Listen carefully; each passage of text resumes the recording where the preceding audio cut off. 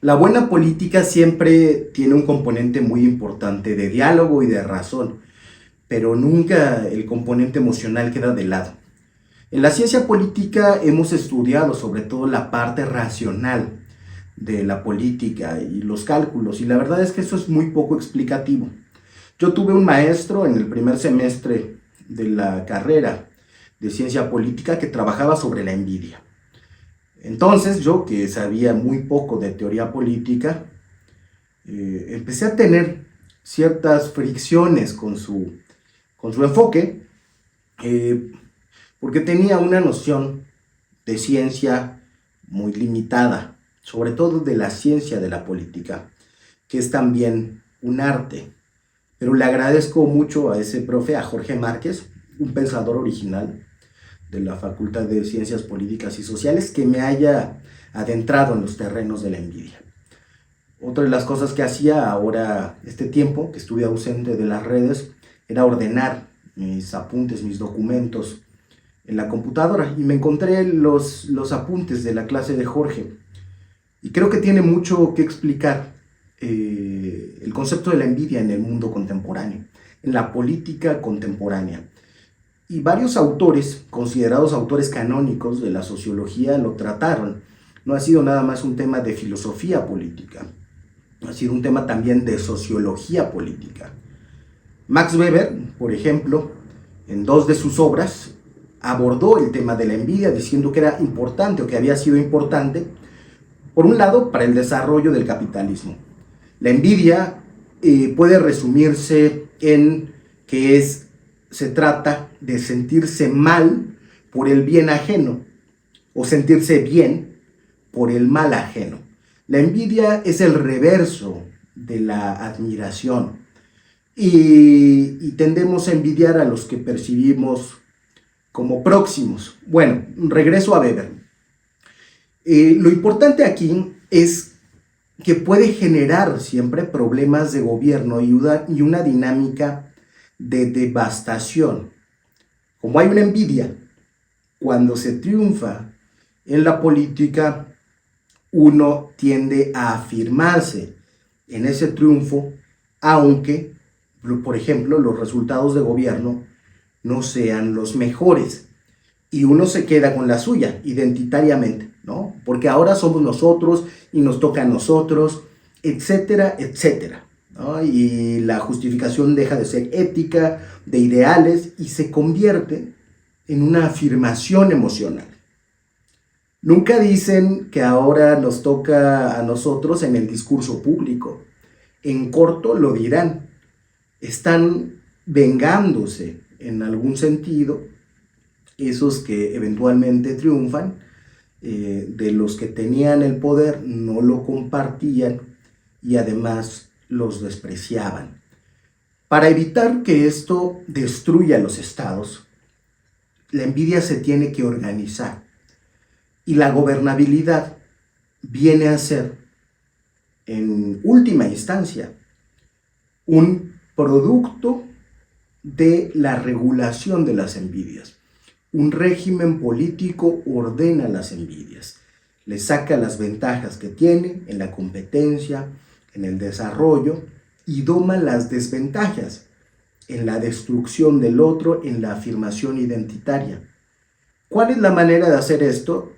Bueno, desarrollar una burocracia que esté en el Estado, independientemente del cambio de los gobiernos. Eso es lo que nos ha faltado en México. Hay algunos aparatos donde se empezó a hacer burocracia seria.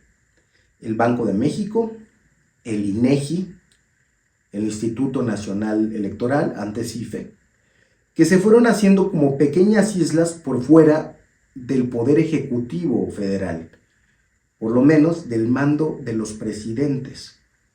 Lo normal sería que esos aparatos burocráticos hubieran estado adentro del Estado, pero la condición para que no estuvieran a capricho de los políticos fue sacarlos. Eso hizo que se desarrollara un Estado muy anormal y más antidemocrático de la cuenta. En mi opinión, que no están de acuerdo la mayoría de los politólogos, Lo correcto sería incorporar como servicio profesional de carrera a esos organismos autónomos a las secretarías que les correspondería, blindándolos, haciéndolos intocables. Por ejemplo, el Instituto Nacional Electoral a la Secretaría de Gobernación con la misma estructura y reglas que tiene, pero sacándole más provecho. El INE tiene una red territorial que no tiene la Secretaría de Gobernación, que puede avisar de problemas sociales, que conoce el terreno. Serviría mucho, se aprovecharía mucho más esa capacidad. Desde luego, lo que se intentó hacer en este gobierno fue recortarle dramáticamente los recursos porque había mucho tiempo, decía el gobierno, en que la estructura electoral hacía poco. Bueno, si ese tiempo se utilizara en otras tareas de gobernación, en hacer un diagnóstico territorial para construir la paz, yo creo que sería una buena cosa, pero ni plantearlo porque ni de un lado ni de otro escucharían. Lo mismo, por ejemplo, con el Coneval. El Coneval debería ser una dirección general de evaluación de la Secretaría de Bienestar o antes de Desarrollo Social, pero no se podía confiar en que el gobierno no quisiera maquillar sus cifras. Entonces se le tuvo que sacar de ahí. Ese es uno de los grandes pendientes en México, es parte de lo que no ha permitido tener un régimen estable con objetivos de Estado, no objetivos de gobierno, objetivos que compartamos todos independientemente del partido en el que estemos. La mayoría no está en ningún partido. Y hacia los que caminemos, cambie el gobierno de un partido por otro, empiecen a haber rencillas por viejas envidias nuevas, se evitaría que el país se detenga, retroceda, cambien esos objetivos en los que creo que todos nos podemos poner de acuerdo.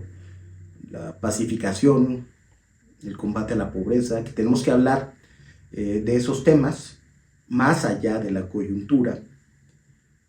Y si no hay esto, si no logramos generar este aparato de Estado, vamos a tener una política decadente que yo creo que puede llevar a una gran devastación del país. Tenemos una decadencia que viene por lo menos desde 2006 y que no ha hecho más que pronunciarse.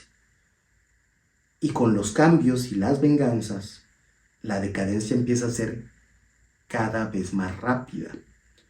Si no desarrollamos primero los acuerdos, luego la burocracia, si no domamos la envidia de todos y la posverdad, los inventos, las imaginaciones que vienen de esa envidia y que nosotros, cada quien, cree o no, asigna a quien detesta y descree de quien quiere, a veces también reproducimos.